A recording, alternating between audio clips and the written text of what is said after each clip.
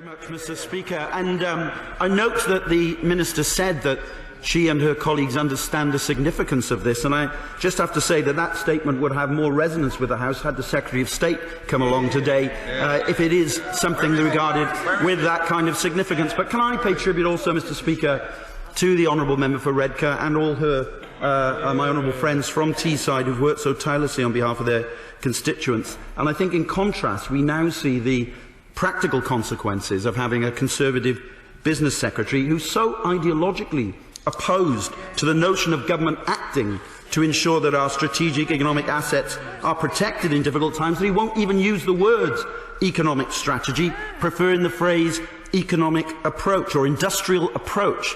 Well, Mr. Speaker, I'm afraid industrial indifference would be a more accurate description of what we're seeing. And this is not just about the jobs.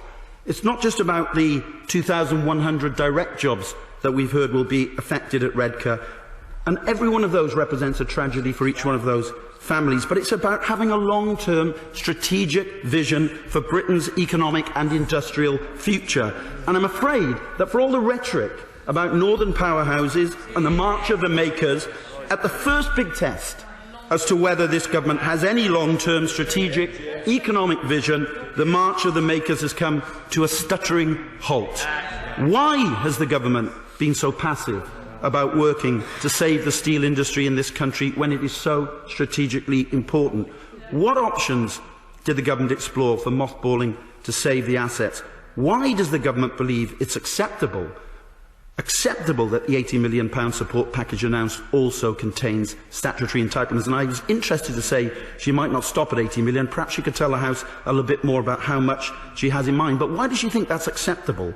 And can she explain or confirm how much it will cost the taxpayer to clean up the site safely?